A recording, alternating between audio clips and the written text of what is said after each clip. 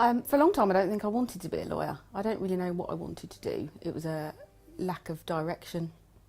My mother was a probation officer at the time when I first decided I wanted to be aged 15. My father had been a police officer, and I was a bit lost and had no real ambition and needed to do some work experience. And my mother arranged for me to have work experience at the firm I'm now at. And as soon as I started there was when I suddenly decided I wanted to become a lawyer. But I wanted to do it because it felt like I was doing something right. And our firm at that point only specialised in criminal defence. And there were a lot of people who needed help. And it felt like something I wanted to be a part of, to try and help them, to help themselves really. So just after that first week's work experience, I got a part-time job at the firm and worked there ever since. University was a means to an end. For some people, university is about flying the coop and going out and having fun and the experience of it and living away from home. That had never really interested me. So I chose to go to university locally to me in Chelmsford. I think my university life was different to many because I wasn't living away, because I wasn't doing that. But I had to sacrifice some things like nights out, etc. Because at that point I was doing police station work, I was on call, and trying to fit everything in simply wouldn't work. And there were times when I'd be invited out and I couldn't do it because I was either on call or I was trying to fit in coursework or whatever it might have been at the time, and I couldn't make it. But I don't regret that sacrifice at all.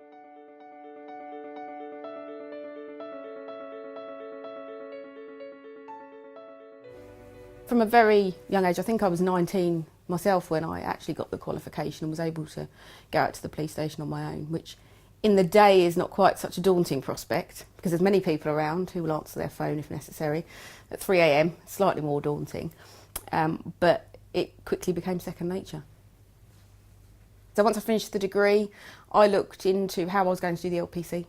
I wanted to continue to work at the firm. I wanted to continue to get the experience.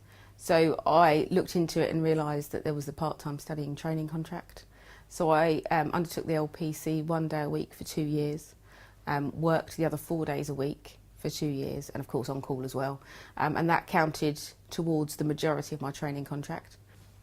My career, because of various reasons, took a turn to mean that I was undertaking more regulatory work, still in the criminal field, so still in criminal prosecution work, but more regulatory, so less of the general crime work. And whilst I enjoy that and I love that, and I love that it's something different but still in the arena of criminal law, I was missing perhaps the day-to-day general crime.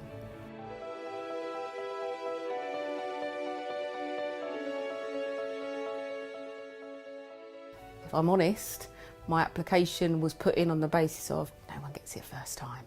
I'm not going to get it.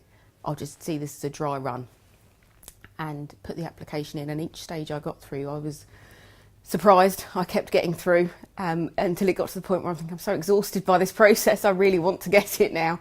I don't want to see this as a dry run anymore, and then was quite surprised to be appointed. I'd arranged to have my swearing in at my local Crown Court. Pure coincidence that it happened to be just before International Women's Day. I went along, and of course there was a member of the press there, as there always is in court, who happened to catch on to it. I think she'd overheard a conversation where someone was discussing, well, is she the youngest female judge in the UK? Oh, unbeknown to me, this was going on in the background. I was, up there being sworn in. It was only a couple of days later that suddenly my face was everywhere. My first day sitting, I think the only way to describe it would be nerve-wracking. You're prepared for it, you have training of course, and I've spent so much time in magistrates court, I knew what I was doing, but it's a completely different feeling. I was very nervous. Fortunately no one could see my hands from where they were because I think they would see them shaking. It was a court I'd never been to. It was in an area that I'd only ever been to once.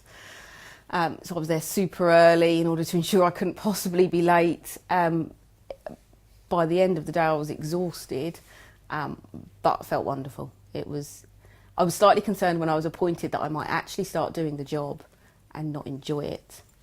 But once I started doing it, I realised I loved it and that it hadn't been a mistake at all. There is no such thing as a typical week in my diary. If I am not sitting, it can be anything from a week in the office, which is a mixture of partnership responsibilities and duties, meetings, interviews, coupled with casework and case preparation. Or other weeks I will be at courts across Kent, Essex, Sussex, Surrey, with a lot of travelling involved and a lot of late night preparations. There is no typical week for me. I'm not sure what is next. I was asked this a lot when I was appointed, and my answer was, calm down, I've just got this appointment, I don't know what is next. I love what I do as a practising solicitor, but having had a taste of the judiciary in my part-time role, I think in whatever guise it may be, I think my ambition is to enter the judiciary on a full-time basis. I think my passion will remain criminal law, so I think what I will apply for is either in due course a full-time district judge role, or perhaps I'll go down the recorder route with a view to circuit judge, but certainly I want to go into the judiciary full-time at some point in the hopefully not too distant future. Thereafter, if I'm honest, I don't know.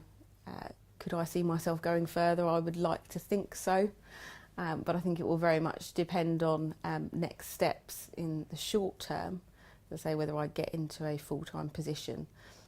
If I do, perhaps in the next few years, then certainly I suppose the sky is the limit.